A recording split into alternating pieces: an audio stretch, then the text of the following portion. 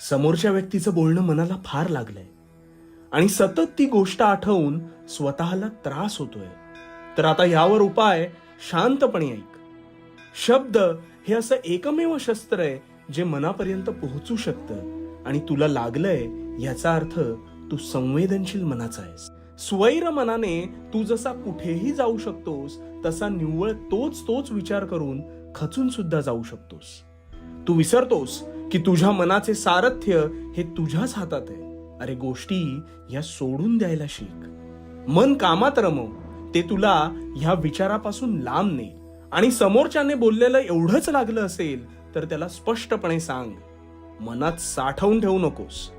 स्पष्ट बोलल्याने गोष्टी तुटतात किंवा सुटतात. राहिल्या तर ठीक, तुटल्या तर त्यातही तुझंच भलं. त्यामुळे भिवू नकोस, कारण मी तुझ्या पाठीशी आहे.